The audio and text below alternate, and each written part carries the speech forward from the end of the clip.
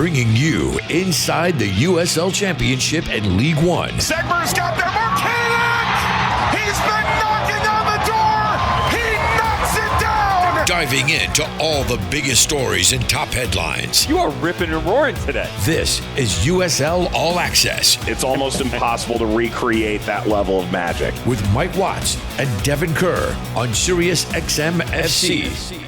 Welcome, everyone, to a new edition of USL All Access. We've got quite a show this week as we get you into the full Open Cup fever. Every team will have played in the whole USL pyramid by the time we're done this week.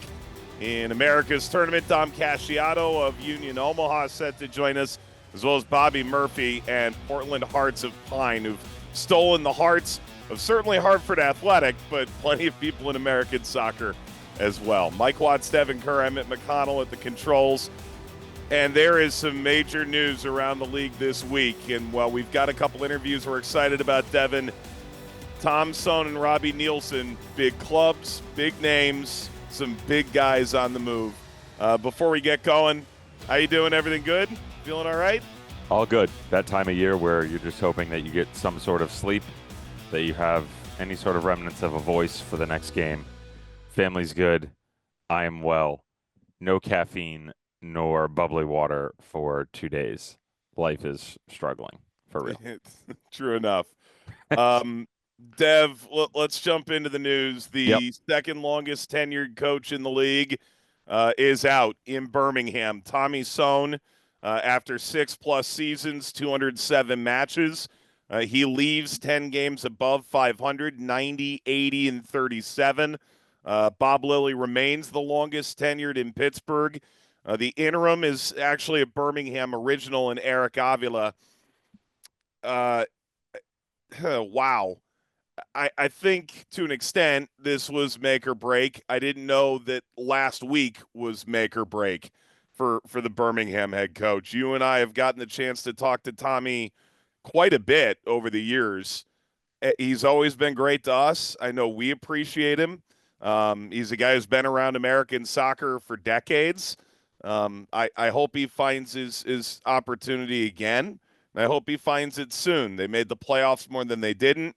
They didn't make it last year. They had a rough start to the season this year. I spoke about just last week how tough a schedule it was to begin.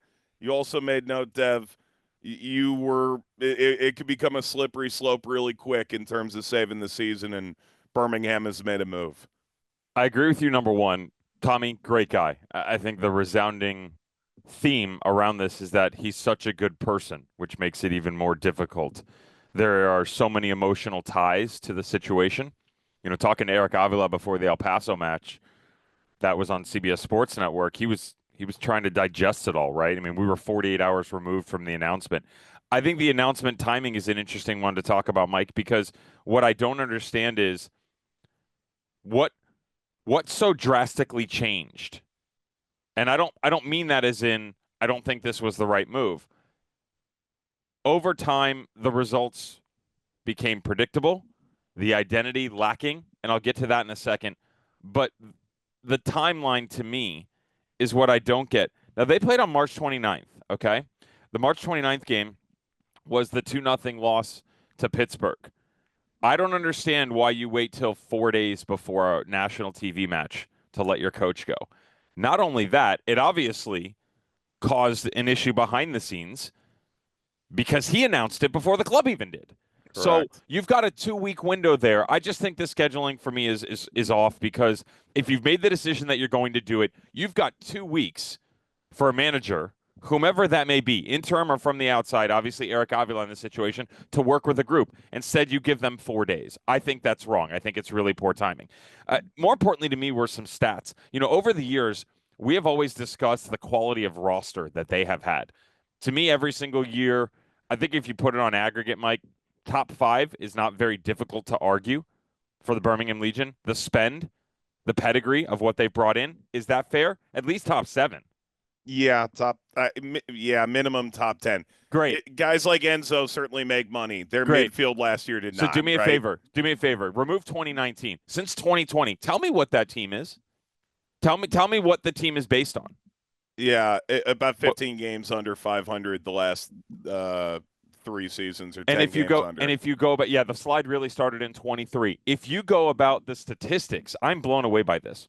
If you can follow me, goals for, goals against, that's 2 categories. There's a 3-year span from 2020 to 2022. That makes 6 separate instances. You with me? Mm-hmm. Great. Top 10 in goals for 2020, 21, 22. You never could have convinced me in that because that wasn't a crazy attacking team. And I'll get to that. The goals against is what I was all about. I always remember that 2021 season where they were unbreakable on the back line. Only the Tampa Bay Rowdies were better than them. And 2022 was actually quite similar. When I broke down the goals, Prosper Kassim and J.J. Williams had 7 total in 19. Now, Nico Brett had 18 and 21. Junior Flemings had 6. How does Junior Flemings have 6? 2022, Prosper Kassim had 5 that year, by the way. 2022, Enzo Martinez, 15. Marlon, 9. Prosper Kassim, 8. Juan Agudelo, 7. Not good enough. 2023, Nico Brett, 12. Enzo, 10. Agudelo, 5. So the reason, Tyler Pasher, 4. The reason why those numbers are so good are because they do it by group. They didn't need a group. They brought in so much talent, and they could never find a way to get through. It's a results-driven business, and it's time to move on. It's that simple. So Tom Soehn is out in Birmingham. Here's the other piece of news. Tampa Bay Rowdies head coach Robbie Neilson is out. He survives just 38 matches as the Rowdies head coach. He replaced, of course, Neil Collins, one of the best coaches in the league, who made the move overseas a couple of years ago and now comes back to Sacramento. Ryan Helfrich was on last week, Rowdies president. I didn't get any semblance of an idea that this was happening. It was just clear they were dissatisfied with the current run of form. Shocker, eh? I would agree. Yeah, I talked about timing for Birmingham. I'm a little bit surprised this happened this early. I'm not surprised it happened. There have been some rumblings behind the scenes for a while. I've heard through the grapevine, we'll say, from a couple of players that they were unhappy with the way that the relationships were being managed by Robbie Neilson and the crew. But just go to the stats again, Mike. Nearly unstoppable, similar wording that we use for Birmingham Legion. 11, 4, and 5 in their opening 20 games. They only won 4 out of their next 20, if you include postseason play. That right there is certainly a top 5 roster every single season. And I don't care if you're Birmingham Legion, if you're San Antonio, if you're the Rowdies, if you're Louisville, no matter what team, you win 4 and 20, and your backside's not hot. It is on fire. Yep. So when you add in the extracurriculars, I applaud them for making the move now because you still have a good roster and the ability to go get someone, whomever that may be, to find success throughout the season. Yeah, and I will say for Robbie, half of that 20-game stint, 5 last year, 5 this year, after the hurricane. So not a lot of home games. I recognize all of that. But 20 games is too much. 20 games is 20 a long games time. is too much. Yeah. All right. Before we go to break, congratulations to, we'll say it, the Miami FC taking out San Antonio. What a dub. We'll talk about it next week. When we come back, Dom Casciato joins us, the Union Omaha coach. I'm going to go take the Cap for a stroll. Back in a moment on All Access. Let's get back to USL All Access on Sirius XM FC with Mike Watts and Devon Kerr. Welcome back, everybody, to USL All Access on this beautiful Tuesday evening, mid-April. Who cares about the date? It's a special U.S. Open Cup edition. I digress a little bit because we have one of the chosen ones. That's how I look at him. It's my affection for him as a human, certainly for him on the sidelines and what he's brought to American football. Pleasure to be joined by Dom Casciato, head coach of Union Omaha. How we doing, bud? I'm loving the hair, by the way. I just said that it's a little bit shorter than normal, and you're telling me you're going to the barber to get a little cut tomorrow. You're looking good. Yeah, got to clean it up, man. But good to see you, Dev. Thanks for having me. You as well, buddy. Always a pleasure, man. I guess let's start big picture here, right? So Open Cup is a fun tournament for sure. You know, the idea of the amateur, the semi-pro, the different professional ranks, and an opportunity to make a run, David versus Goliath, as everybody looks at it, is something that always entices the interest of players. But fans around the United States have really gained a lot of interest over the past couple of seasons. It kind of had that cult following, but it feels like it's really started to pick up. The cult following that people used to talk about at Union Omaha don't understand the depth that is the footballing nation in the Midwest. Born and bred, Omaha, Nebraska, you and I have talked about that. The roots run deep there. Can you maybe describe what it's like on a regular basis, and we'll get to the results in a second, but on a regular basis, being so vested in a tournament with such a great background in history like the U.S. Open Cup? Yeah, it's fantastic to be involved in it. I think back to my own kind of coaching journey, and I guess one of the big moments in my career was working for Brooklyn Italians and knocking out the New York Cosmos, who were fully professional. I had some big players on the team at the time, guys like Danny Zatella, and I think that kind of helped me make a breakthrough in the coaching ranks. So now that I'm established in a professional game a little bit, the club with a very short but rich history in this competition. You look back at the 2022 season, the club doing so well to reach the quarterfinals, to beat Minnesota United, to beat Chicago, right, to beat two MLS teams in their stadium, right? That's a really, really special thing to do. In my 2 years here, we've obviously played two MLS clubs. St. Louis, which I think at the time was a record crowd for that round in the Cup, which was an incredible experience. And then last year against Kansas City, we also played at UNO and couldn't quite get the job done. They beat us, I think it was 119th minute in extra time. So, no, look, we've got some great experiences in this tournament. We love this competition. I think the fans here in Omaha love the competition. I think they're going to be even more excited for the game tomorrow just because we haven't been at home now, since last November. So I think they're excited to see us and we're excited to see them tomorrow night. Interesting. And I was going to go there later, but since we started on Open Cup and you brought it up in that answer there, you talked about the results back then giving you a bump, right? And helping you, progress through the coaching ranks. Can you maybe elaborate on that a little bit and where that connection came from and why you feel that way? Yeah, sure. So at the time, we were speaking about this earlier, Dev, I'd been working in Spain and I would come back to coach in the NPSL over the summer for the Brooklyn Italians. And I'd always been around the Cosmos. As I mentioned, Carlos Chamosa works for Brooklyn Italians as a youth coach. I would go and watch training with him and Carlos, watching guys like Raul, Marcos Senna in action for them.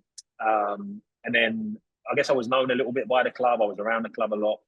And then I guess beating them in the Open Cup maybe made them think, hey, right, maybe we should give this guy a chance. And Carlos Mendez, who is still a great friend of mine, was captain at the Cosmos, then became the coach, ended up hiring me. I was just Carlos's assistant, and that was my first steps in first team professional football, was alongside Carlos. So I'm really grateful to him. I'm really grateful to the Cosmos for that opportunity, but I'm also really grateful to the Open Cup because without the Open Cup, maybe Carlos never hires me, So no, that's kind of where it comes from on my side. And now you're stuck here with me. Exactly. So you mentioned obviously working with Espanyol at the academy level. Head of the academy ended up being that for the Brooklyn Italians. Some time in Denmark. You're in charge of video scouting and analysis and that situation. El Paso Locomotive, obviously prior to taking the head coaching position at Union Omaha. Jack of all trades, master of all, it kind of feels like, based upon the pedigree that we've seen on your CV, but also the results that have followed along with it. What is your ambition? Obviously, coming from a footballing background, the generic answer, respectfully, is going to be, no matter what I do, I want to do it at a very high level. Yeah. Your name, said by me, not by other people, also circulates the coaching carousel quite regularly. And I would never, ever, ever want you to leave my hometown club. But eventually, someday, another opportunity in another fashion, regardless of league, is going to come along. Is there something on the dartboard that maybe you could throw at and say, that's what I want to do? I think it's a good question. I think you always got to be careful how you answer this, right? So I think one way to make God laugh is to show him your plans. So my mantra has always been, if you look after today, then tomorrow takes care of itself. And with that obviously means more opportunities, moving on to a higher level, all the rest of it. But if you're too focused on what is coming ahead or what might come ahead, then I think you lose track of what's right in front of you.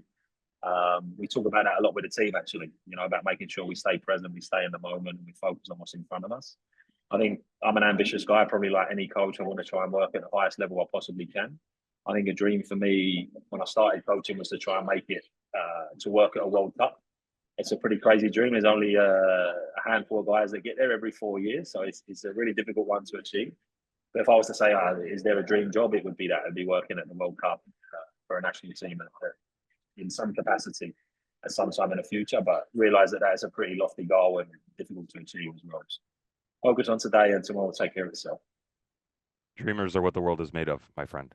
If there were no dreams, there would be no tomorrow, and we'd all only have nightmares. I respect the fact that we live in a dreamland and a dream world. Reach for the stars, buddy. Keep going. Speaking with Dominic Casciato, head coach of Union Omaha, USL League One. They're going to be doing battle tonight. Actually, given the time the show is airing, they're going to be doing battle right now. We'll talk about the opponent in a second. I'd like to go big picture here for the club. So we mentioned what the background is like in Omaha. Certainly you referenced the success that is there playing in the tournament. I pulled up some statistics, which are pretty staggering. They are quite possibly shattering to the ear. I want to read some of them to you and get your reaction. If we look at Union Omaha's time in USL League One, and you probably know these, but just so that everybody knows, Union Omaha came in 2020. We are now in the year of our Lord 2025. Most home wins, Union Omaha. Most away wins, Union Omaha. Most goals, Union Omaha. Goals conceded, stop me if you've heard this before, least goals in League One, minimum 100 games played. We don't want to do a disservice to teams that just came in. Union Omaha. Most shutouts, you drop the ball here, man. You're 7 behind Greenville Triumph. You're second on the list. So, but home wins, away wins, goals conceded, and you're second in shutouts. You combine that with the historical finishes that have been second in 2020, would have been an opportunity to play in the final. This was obviously prior to your tenure. Unfortunately, that final was canceled due to COVID. Double in 2021. Did the double last year. Won the regular season in 2023. You came in 23. Can you maybe describe what the expectations are and how you handle them? I mean, obviously the expectations are title, but what the pressure is like, because there are only a few clubs in this country at any level where it is basically put another trophy on the mantle or there's the door. Yeah. No, thanks for reminding me of the pressure thing. Yeah, you're welcome. No problem.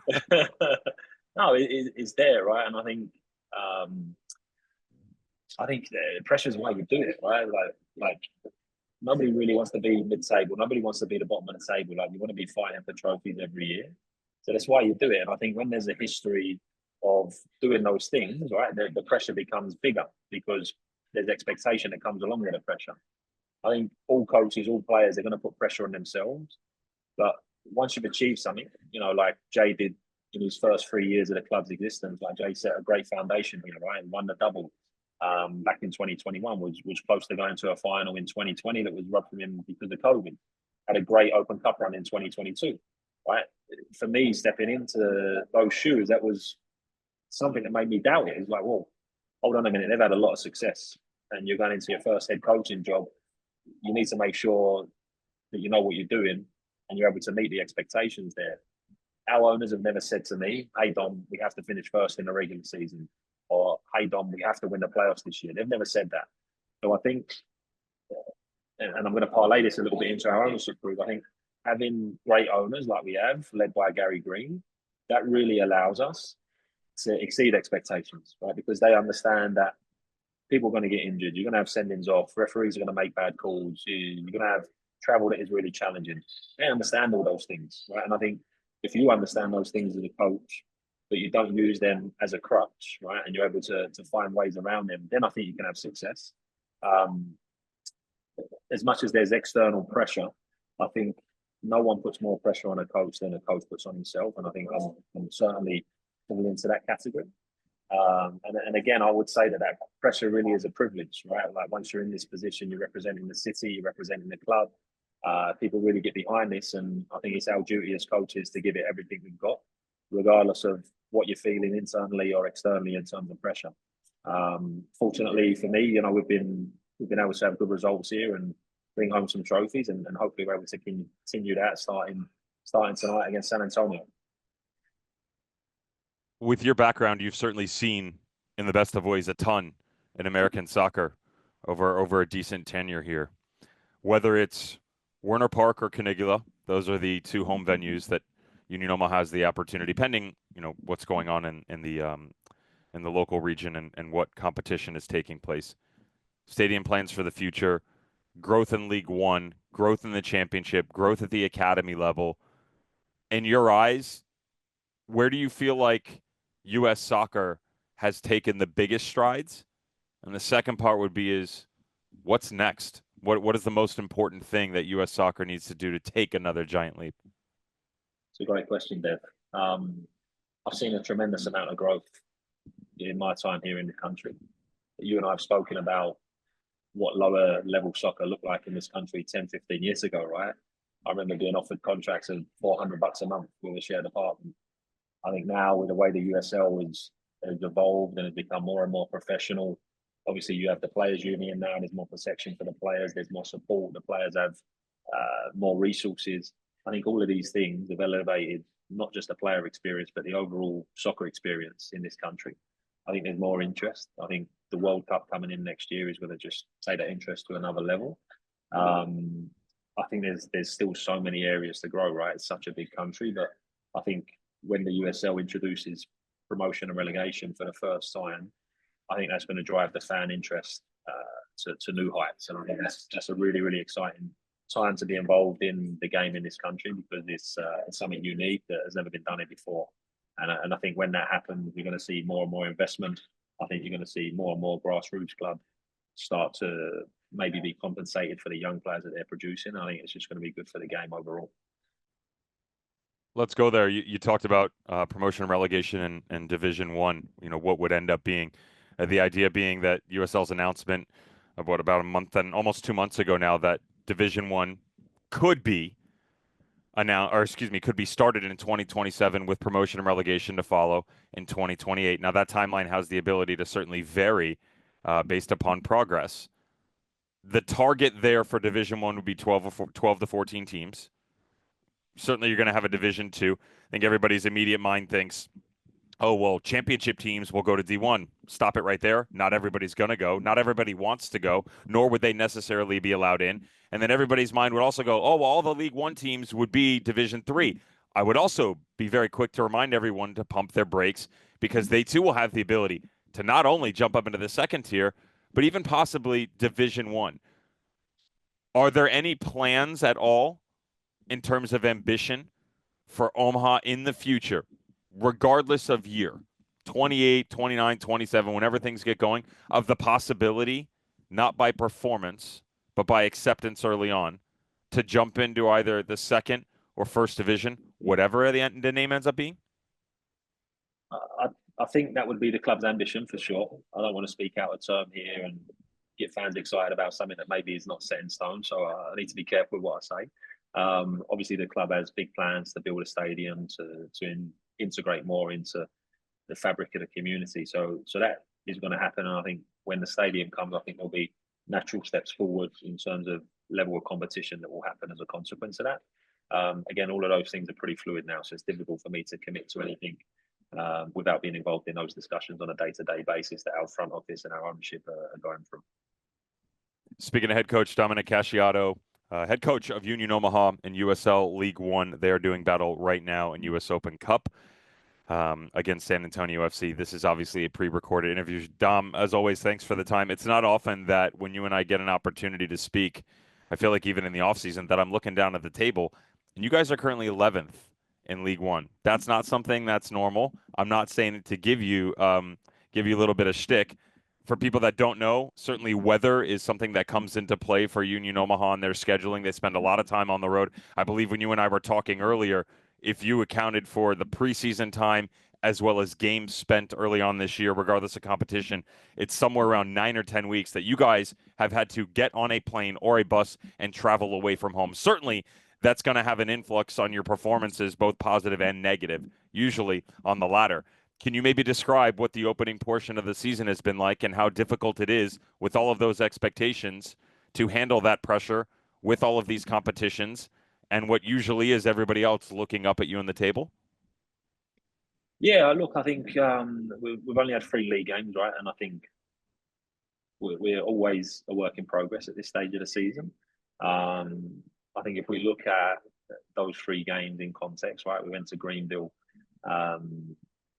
we're pretty dominant, conceded a crazy goal to go 1-0 down before half time, and then in quick succession, I think that shocked us and conceded a second, and then a third right after half time. And if you look at the balance of play, I think most people look at that and say, wow, they didn't even deserve to lose, not even 3-0, right? Like, it was a game where we were on top for large periods. So Mensa, we went there and played very, very well with and without the ball. Richmond was, I would say, a more even game in terms of the balance of play, but we kind of let ourselves down a little bit in terms of our commitment to do the dirty things that you need to do in a game. And I think part of the reason why I've had a lot of success here, Deb, has been that we've always done the dirty things well. And when you're on the road, you have to do the dirty things a little bit better, right? Because you're going to have the opposition fan, you're going to have the travel that you're fighting against, you have all these things that you're up against. So rather than looking at that as an excuse, I think for us it's, okay, this is a real great opportunity, because if we can pick up as many points as possible in this opening period, where we actually play, like, I think it's 15 out of the first 19 games on the road this season, which is a pretty crazy number. Like, if you can pick up as many points as possible in that period, now you set yourself up for long home stretches in the second half of the season. And you're in really good shape when guys are traveling to you, So that's something that we've looked at, something we've spoken about. And, I think the big thing for us is going into all these road games.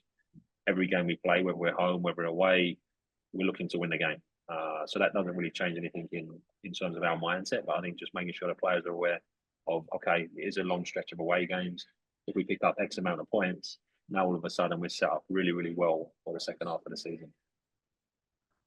All right, let's leads us to not being on the road. Not really, anyway.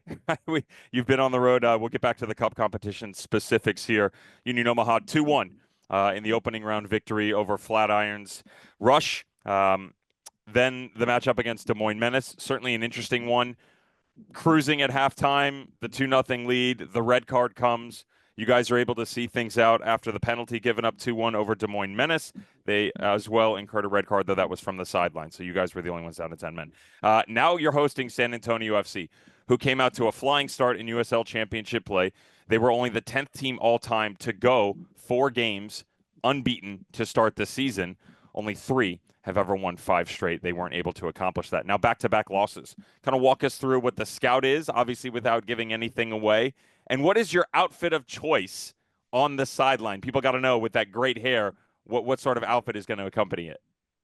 I try and keep it simple on the sideline. I try not to do anything crazy. A pair of jeans and a t-shirt, and maybe a jacket if we need one. Normally we do in Omaha with the wind and the weather here, but no. In terms of San Antonio, look, I think it's obviously one of the top clubs in the championship. Has been for a number of years now. I think Carlos coming in this year, you've seen a little bit of a change in style. Carlos, obviously a very good coach, has been able to recruit some really good players there. I think if you look at their front 4, regardless of who plays, it's going to be a very strong front 4. You're going to have some of the best players in the championship in that group. And then physically, they're pretty robust. You look at the players across that back line, guys like Bonyali, guys like Tainta, Alexi Swahi, who we had here a couple of years ago. These are big, strong, physical centre-backs that know what it takes to be successful and know how to defend. So, you're looking at a very good team, but we feel like we're a very good team as well. And, we're really excited about this matchup. We're excited to be back in front of our fans and looking forward to putting on a good show for them.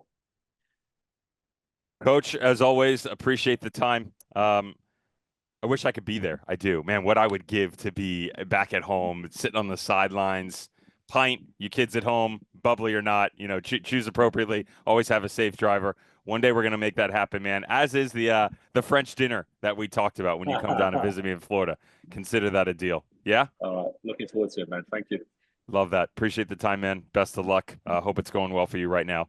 There goes Dom Casciato, head coach of Union Omaha of USL League One, currently facing off against San Antonio FC in the U.S. Open Cup third-round match. Stick around. Right around the corner, Mike Watts on air is going to join us. I'm going to go walk the cat. He's going to bring in head coach Bobby Murphy from Portland Hearts of Pine. Their inaugural season in USL League One. They're making a little noise themselves in Open Cup there in the Northeast. Stick around. Don't go anywhere. This is USL All Access on Sirius XM FC.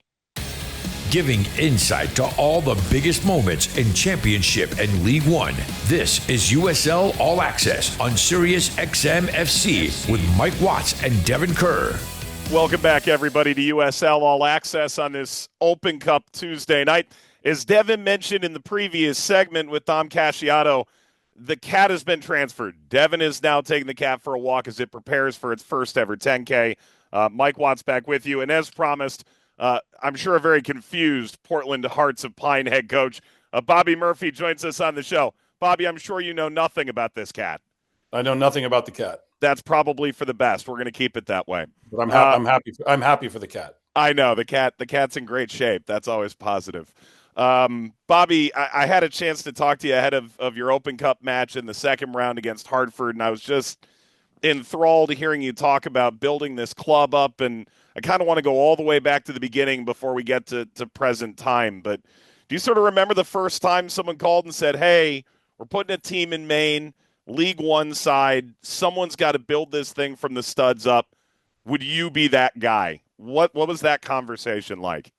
Yeah, I was curious for sure because I had spent 10 years in New England, finished school here, and then my kids were all born in New Hampshire, and so coming back was being Texan is something I never really thought I'd do, but Portland was always such a great city, and then the more we talked and the more it was one thing to build something, it was another thing to build something where it was wanted.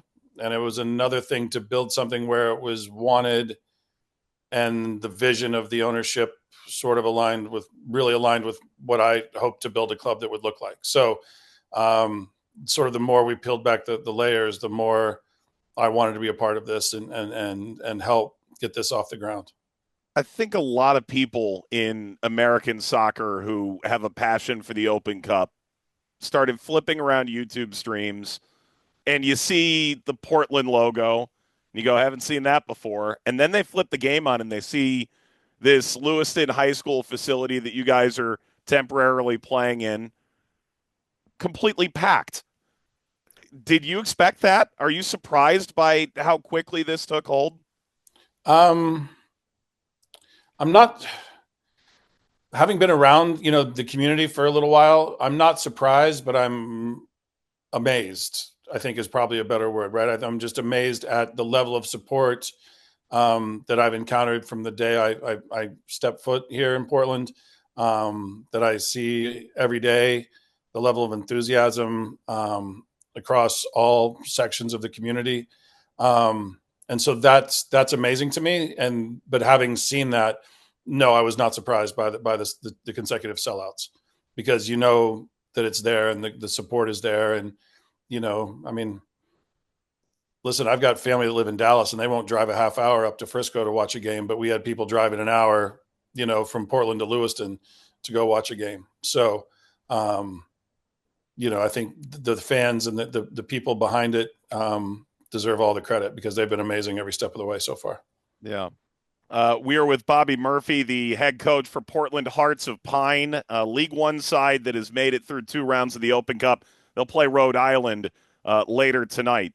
Bobby, as it pertains to building this thing, you and I had a chance to speak about what you were looking for, and I think determination, hunger, desire, you made it pretty clear you're not looking for guys that are going to camp out in Portland for the next 10 years and ride this out necessarily. You're looking for a mixture of veterans that have been around it and guys that sort of have this upside potential and the ability and the drive to go get it.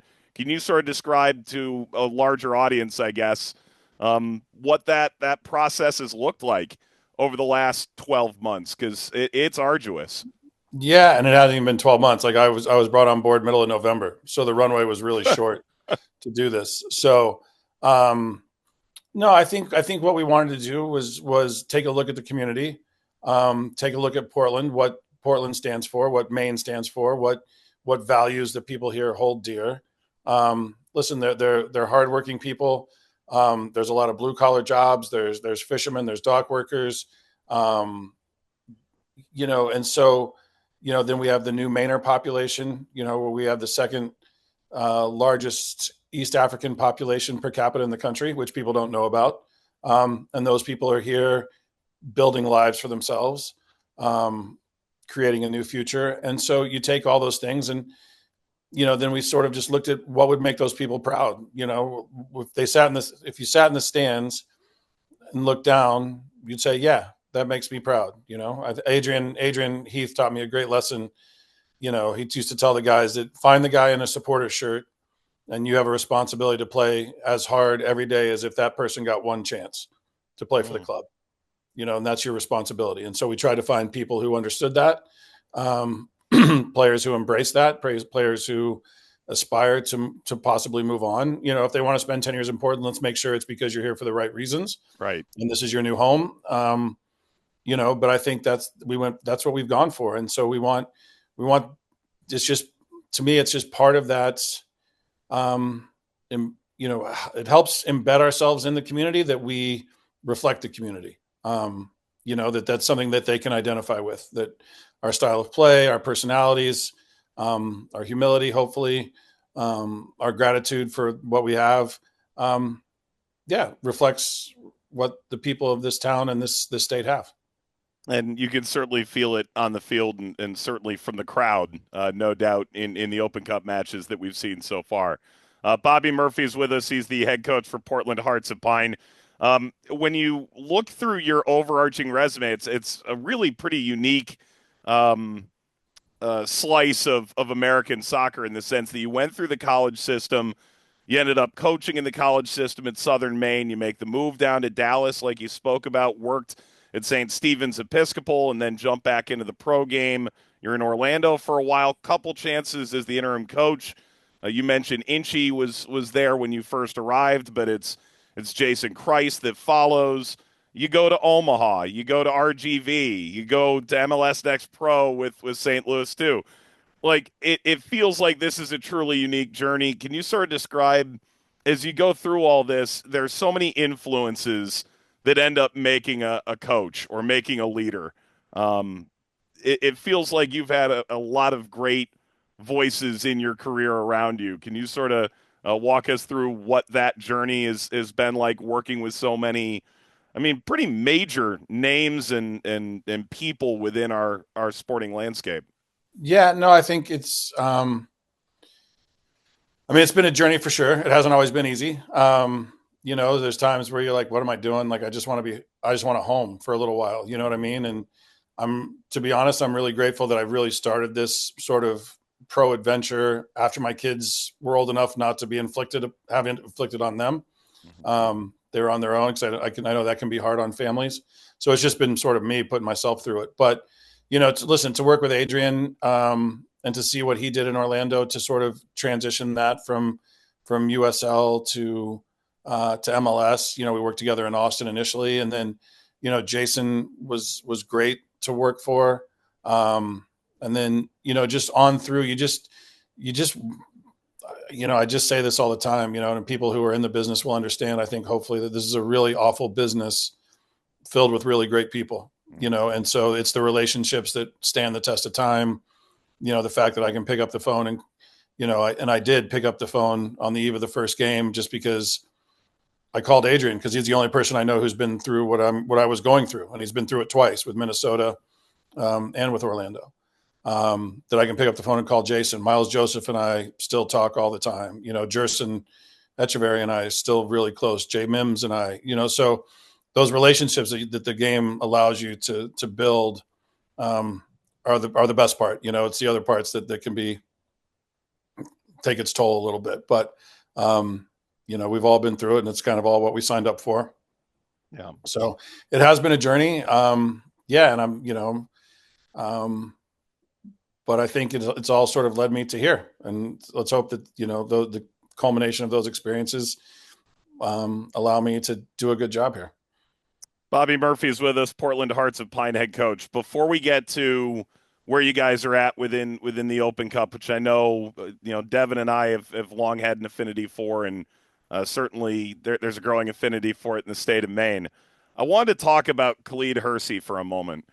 Rhode Island guy, grew up going to high school adjacent to the venue in which he made his pro debut.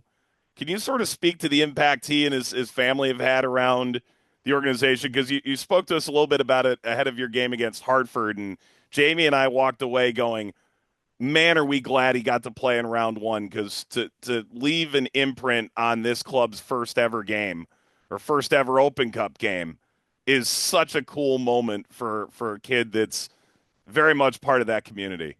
Yeah, I think, Khalid and his family in a lot of ways represent the best of what we all hope to be. That's not always easy in this climate. They came seeking a better life. They've worked hard. They're family oriented.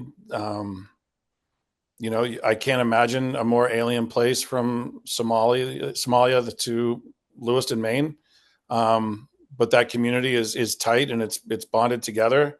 And to be able to sign him, it's going to be a long journey for him. This is a big step for him, but we think he has potential. And, his family's been hugely supportive of us and the club and Khalid as well. And, to be able, when we signed him, I went over to the house for dinner and was amazed, at how tight the family is. And we were lucky enough to persuade his mom. It was during Ramadan, so I know she was exhausted, but to persuade her to cook for all the players and the staff after the first round game, so that we could all sit down together. And we invited players' families and friends, and a lot of the Hersey family and friends were all there. And to be able to have a Somali feast was sort of really fitting cap to what was a really great night for the club.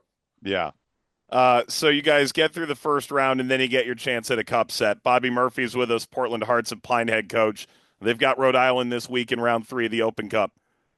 You draw Hartford. You played them in preseason. You knew you'd see them later in the Jägermeister Cup. You didn't know at the time that you'd potentially see them in the Lamar Hunt U.S. Open Cup. Try and walk me through that through that game. Because even the goal by Jake Keegan, it's like there's no way this is actually happening. But you guys dug in your heels and got after it against a championship side. You look very much up to the task. It was a great night.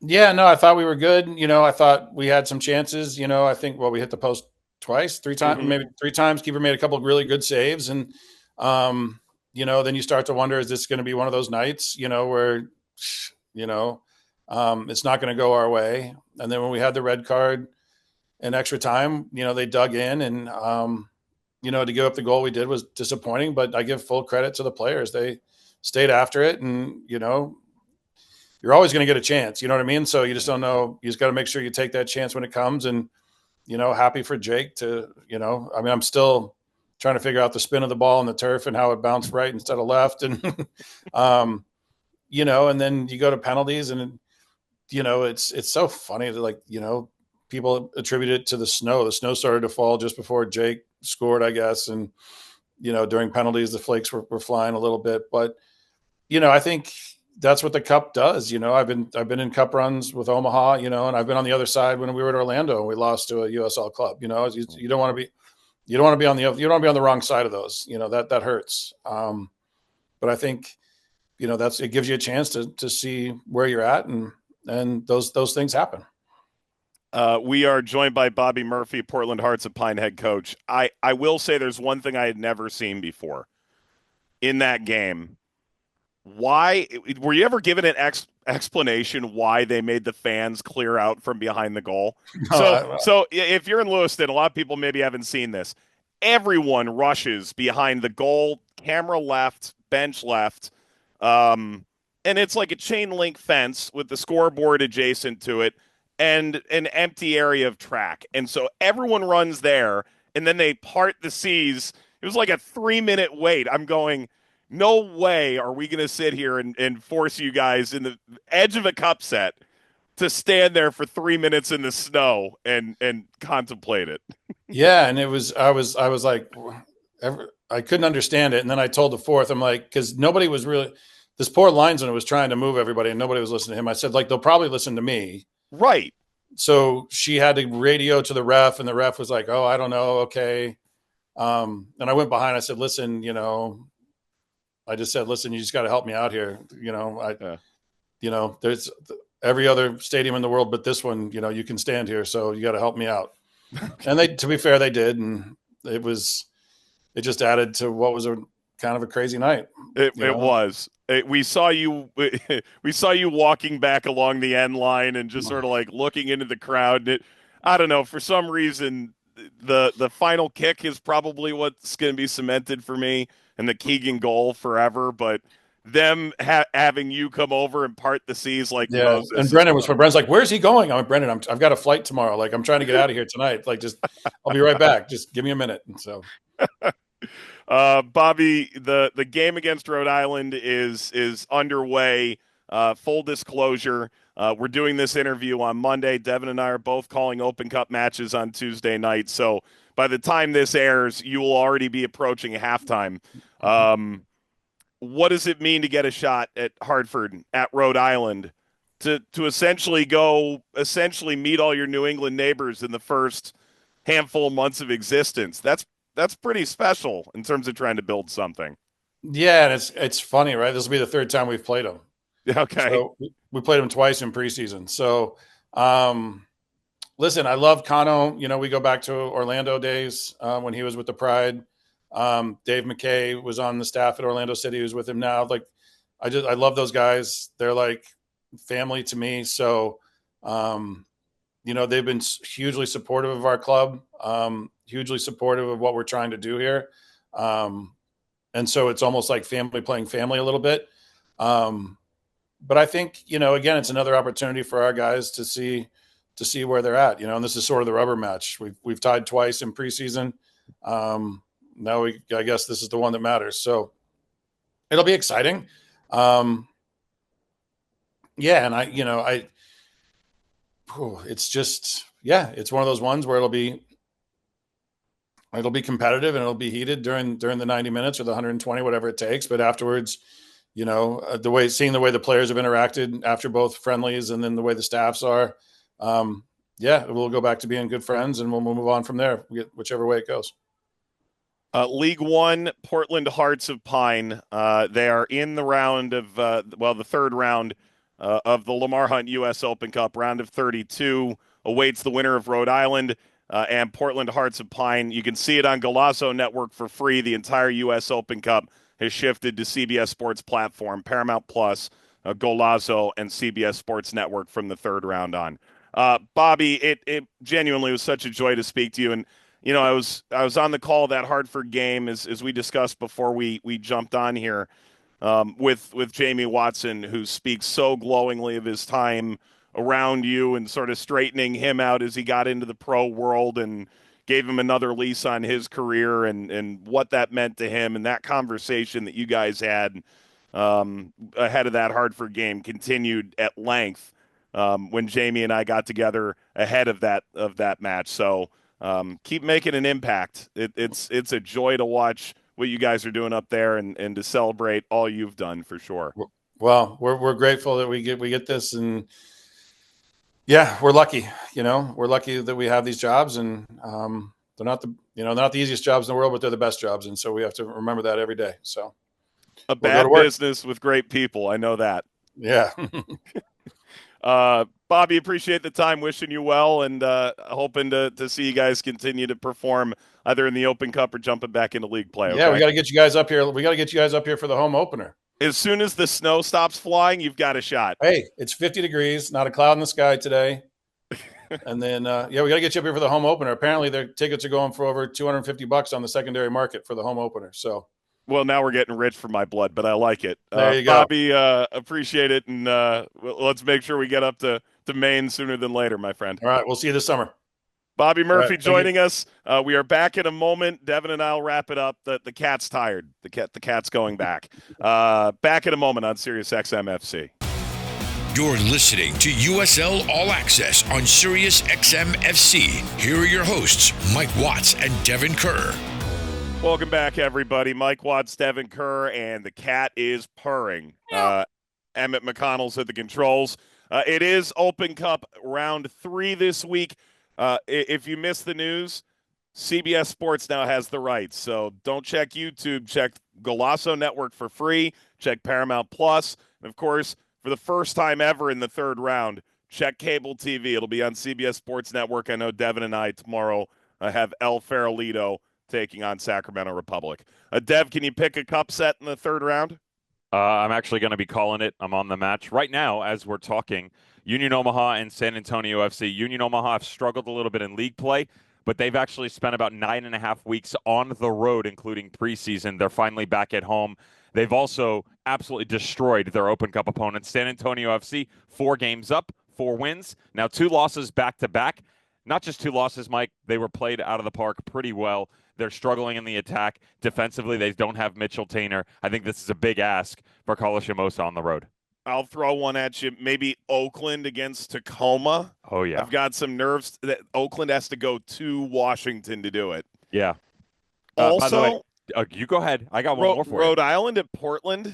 Scares you a little bit, doesn't it? Scares me a little bit. Mm-hmm. Scares you a little bit. I mean, still a ton of talent in Rhode Island, but the slow start. I also sneakily, I really like, and we were just talking about this, I like Matt Poland. I'm not overly convinced by the team itself. I'm a victim of the moment that has been 2.5 years of a relationship with him. I like him as a head coach. And for a struggling Rowdies team playing against a Naples team that's got some momentum early on this year, that could be a one to watch too. Dev, did you learn anything in this show? I learned that it is possible, Mike, to not show favoritism and still get hatred. USL logo on front, USL logo on the back, and then I sandwiched it in between with a nice little blue top. Someone's going to be angry about what we said. So I'm Rob Lowing it, homie. Nice. I learned, as Bobby Murphy described, it's a bad business filled with great people. When coaches go, you and I get to know them really well. It is absolutely the toughest part of our job.